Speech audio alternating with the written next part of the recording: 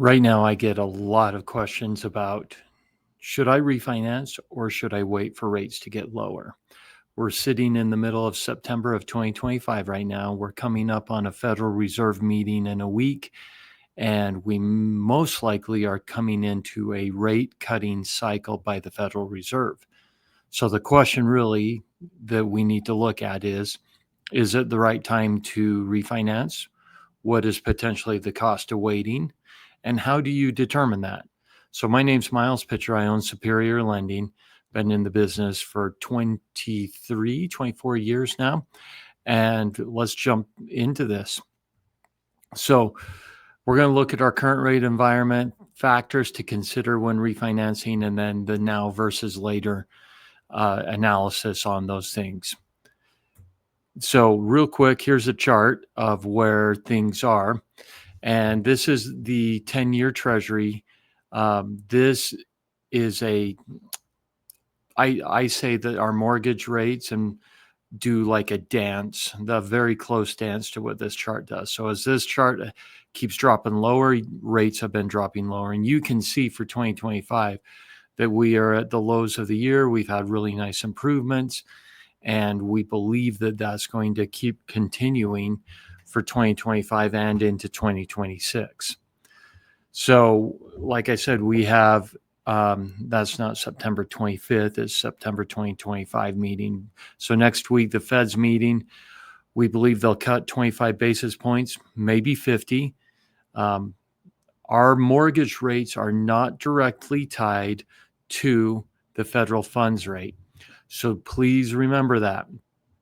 Please remember that we are affected by it, and we have priced in the anticipation that there will be a 25 basis point cuts, hence our rates have improved. I have many clients who say, I'm going to wait for the Federal Reserve meeting to decide what to do. Well, the truth is we've priced it in. And in fact, last year about this time, when the Fed meeting actually happened, rates got worse on the day that the Fed announced they were cutting rates. So just be aware of that, and also understand that rates will not drop dramatically. It's going to be a gradual over time type of a thing. Okay, so a few things here. I made this chart for you to look at to see where your loan amount is and really kind of what decrease in it percentage you want to be looking for to make it worth your time to do a refi. One of the interesting questions is, should you pay points, sometimes called discount points, or in other words, should you buy down the interest rate when you do the refinance? And the answer to that really factors into the break even in looking at this. Sometimes many people think that stepping down an 8% in interest rate is a very straight line, like it costs X amount for every eighth that you step down. The fact is that every eighth has a different cost associated with it. It could be a couple $100, or it could be $5,000 to step down. There is no straight line per se. So you really have to look and evaluate on the day you're ready to lock, see if it makes sense. I'll talk about the break even here just real quick. So we like to measure the break even so that we're taking the emotion out of this. We calculate how much will our client save in monthly payment. We then take the closing costs involved with the loan and we divide those out. And if we can get our break even point under 12 months to recoup those closing costs, we're very happy. We think that's worth it. And we also like saving our clients anywhere from $150 to or more in monthly payment. If the break even is going to be 36 months or 3 years, we're not so keen on doing that refinance, because we do believe that if rates continue to get better in the future, anytime within the first 3 years, you will have wasted closing costs in doing the refi because you won't have hit your break-even point. So we like to look at that. The other thing that we're not super fond of, there are times we do it, but we don't like seeing closing costs rolled into a client's loan amount. We would rather work out a way where those are not being rolled in there. We want to see our clients continue getting ahead on paying down their loan balances.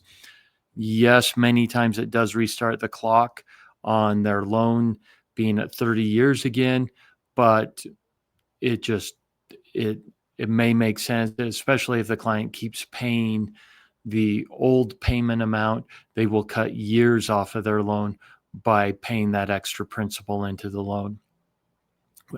Or there's always the option that, say you're 28 years left on your mortgage, you do a refinance. You don't have to do a 30-year loan. You could do a 28-year loan and keep on the same schedule that you were on, FYI.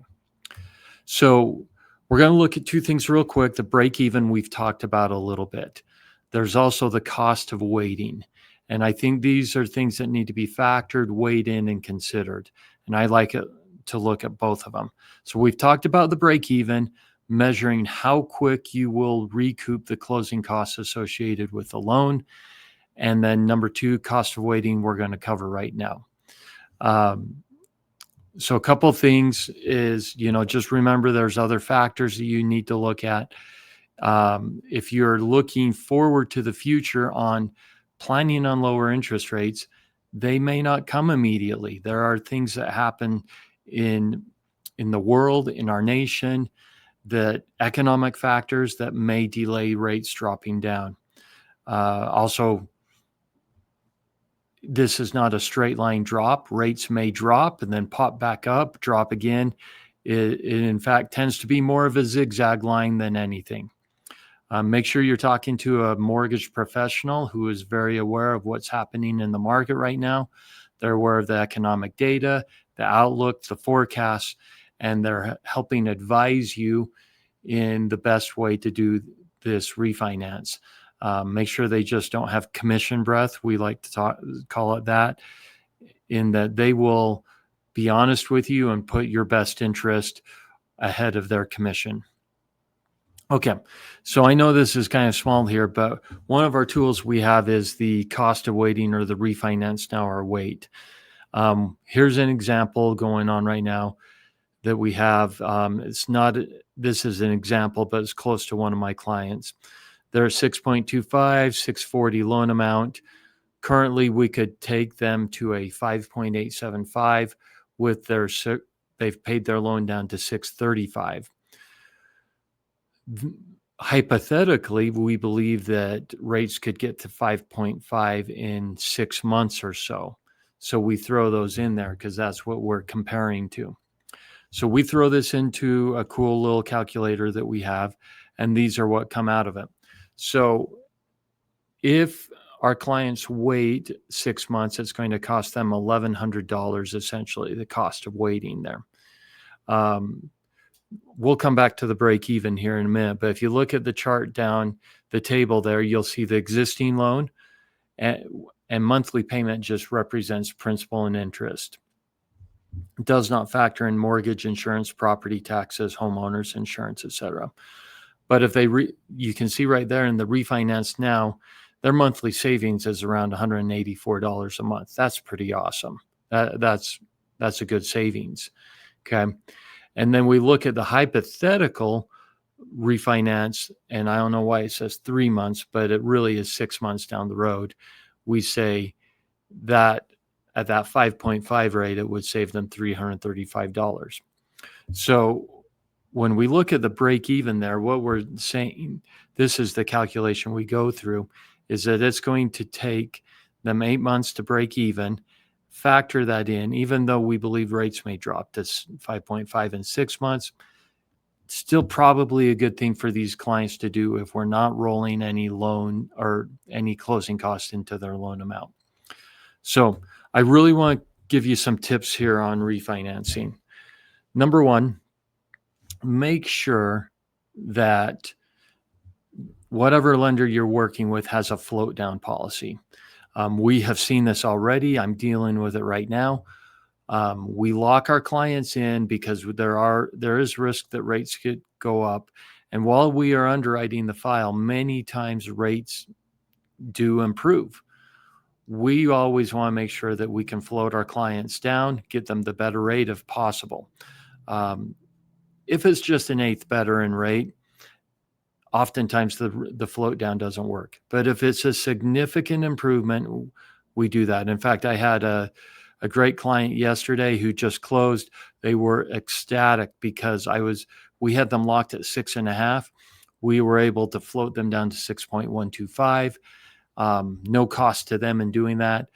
That all happened during underwriting. They were stoked. They were happy. They loved that we got that done for them. We've talked about the break even. Make sure you understand that and understand that how many months is it going to take you to recoup your closing costs that are going into that. It's your choice ultimately if you want to do that, but just know what that number is. Now, the next one is mortgage insurance. Can you drop that? So a couple things real quick to note here. If you are in an FHA loan, mortgage insurance does not drop. You will always have it. There's a couple of exceptions there, but generally speaking, you will have mortgage insurance at an FHA loan. If you are in conventional, it is definitely worth it for you as you're doing this refinance to see, can you drop your MI or at least get it reduced down lower? Because the more equity you have in your home, the lower the mortgage insurance becomes until you have 20% equity, and then it can be removed. Okay. And this also plays into making sure you are in the right loan program. We oftentimes run into clients who were put in FHA loans, and the reality is they would have a much better monthly payment if they were in conventional, and we'll refinance them into conventional. There are times we go the other direction. We move clients from conventional into FHA, and there's a variety of reasons. That is why, again, you need to be talking with a mortgage professional who is not just focused on getting a commission off of doing this loan for you, but they really are looking out for you and your financial future and well-being. Last point here is there is no such thing as a no-cost refinance, okay? If somebody tells you that they are doing a no-cost refi, they're lying to you, because there are always closing costs on a loan, even on a streamlined mortgage. That what happens is many times there's the ability of a lender to give you a credit to cover the closing costs, but that credit comes from the lender giving you a higher interest rate. Okay. So there are always closing costs. It's just a question of how are they being paid? Are they being paid by the client out of pocket, cash at closing? Are they being rolled into the loan?